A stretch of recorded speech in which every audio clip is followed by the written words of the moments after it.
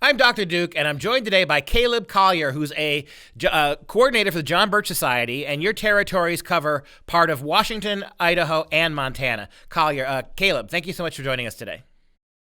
Yeah, hello. It's great to be with you. Well, one of the things we want to talk to you about today is in this time where the demarcation lines politically are so dramatic. The Democrats have gone lost your mind progressive, right? Almost socialist. The Republicans, more often than not, are what the Democrats used to be 10 years ago. And so, really, this is the time where the John Birch Society really fills an important niche. Pro-Constitution, limited government, Judeo-Christian values, all the things that even Republicans are moving away from. So talk a little bit about your passion for activism and for getting involved with the John Birch Society. Yeah, absolutely. In my humble opinion, the John Birch Society is the best organization in really attacking and defeating ultimately this attack on conservative values, on the original intent of the Constitution. I got active in politics because I saw a need for a change, and very quickly I became a city councilman for the city of Spokane Valley.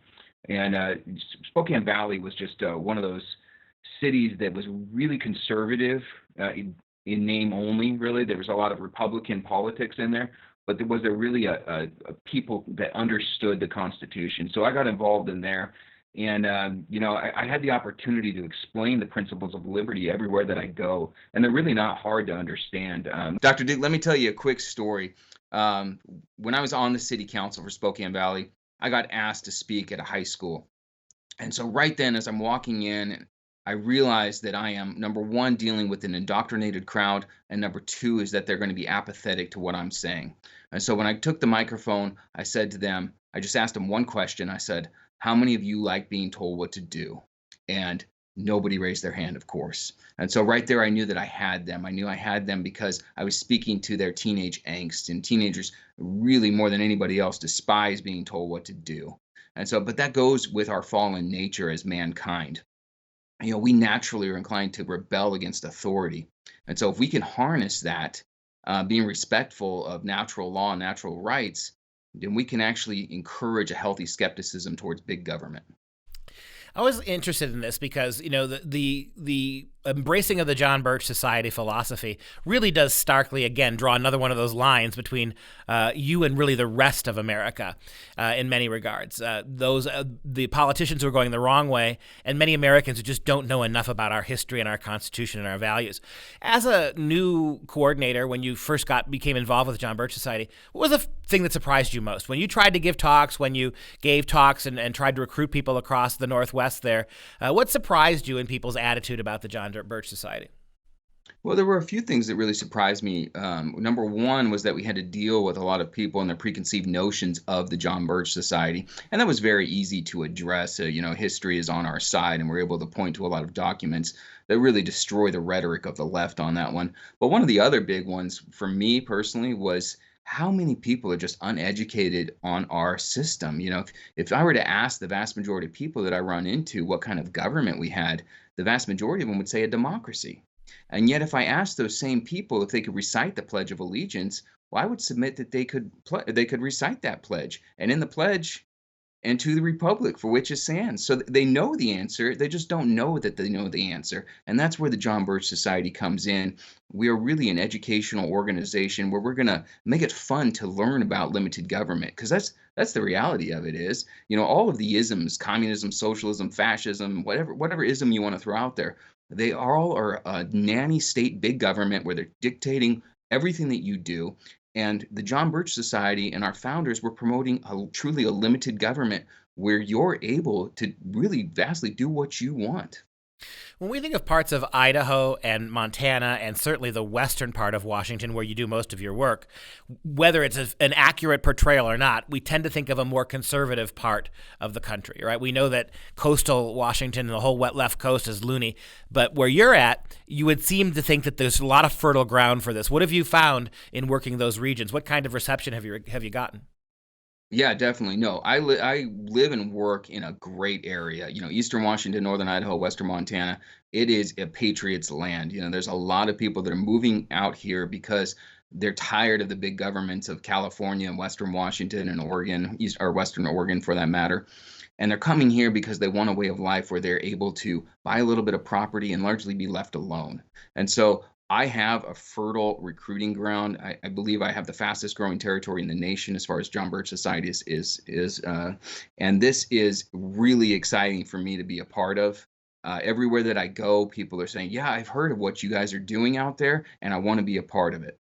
We have the society has some really fantastic action points. Everything from trade to education and getting us out of the UN. Some really wonderful ideas. Which would you say are the easiest sells to the new John Birch recruit, and the things that take a little longer for somebody who's considering joining to get? The biggest one, and one that we've been so right on, and we can point to, going all the way back to the 60s, is getting us out of the United Nations. Most people understand that the United Nations does not have our benefit as Americans in interest. And so you can look at the United Nations and say, where does the United Nations believe that rights come from? And in their documents, it says from government. Well, if government can give you rights, they can strip those rights away.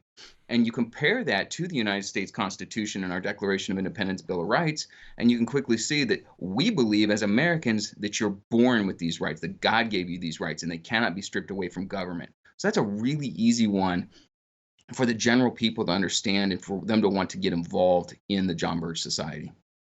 What would be one that you would consider you have to take it takes more to educate them on things they haven't thought about? Two of the big ones, the USMCA was a really big one that it took a lot of explaining as to why this thing was detrimental to the United States. You run into a lot of people that are, well, Trump supports it and the Republican Party is supporting it, so it has to be a good thing. So you have to really dive into that and dissect it for them. The other one is you really have to explain the con to them. There's a lot of people. Oh, go ahead, sir. I just wanted, that was going to be my follow-up. Yeah, so you hit the nail on the head. Where are those three states with regards to the Constitutional Convention? Yeah, so Washington State, we actually just defeated. We had a wolf pack over in Washington State, and it actually didn't come out of committee. So that's a good win for us. Montana, from what I understand, does not have anything right now going, and Idaho, from what I'm also understanding, is there's nothing on the table right now for Idaho. So it looks like over in my section anyway, we're doing pretty good. Very, very well done. So now that you've surveyed the land a little bit and you've gotten your feet wet, tell me, what would be the one thing you'd like to most accomplish in 2020? If you can get people in your territory, besides getting more and more members, and you're doing a good job with that, be the one thing you'd want to get across to the people in your territory? One of the things that I'm really promoting everywhere that I'm traveling is the theory of 500. And so I am working diligently to ensure that we get those numbers in all of my territory to where, with the theory of 500, we can be extremely effective in dealing with government, tackling Congress people, and then even at the local level, county commissioners and city council members. This is something that if we get those numbers, we will be a force to be reckoned with. And I really think that I'm getting close to those numbers in certain portions of my territory, and it's going to be exciting in 2020 to see what we can actually do. Go ahead and explain the theory of 500. What does that mean? Yeah, so the theory of 500 comes from our founder, Robert Welch. And basically what it is politicians kind of have a standard template that they use, where if they're getting contacted by one individual about a specific issue, they generally count that as 10 individuals. The theory for them is that if one person's willing to contact me about this, there's at least 10 other people who feel the same way. Well, if we get 500 strong, active Birchers in any given congressional territory, well, then imagine what we can do with 500 people getting active, getting motivated, and contacting their Congress people. And then even at a lower level, city council members and county commissioners, suddenly they believe that, hey, the vast majority of people that I represent, well, they want me to vote this way or against this. Well, and this is the tried and true Birch policy going back to the 1950s. It works every time. Caleb Collier, coordinator for the Northwest, thanks for joining us today. Absolutely. Thank you.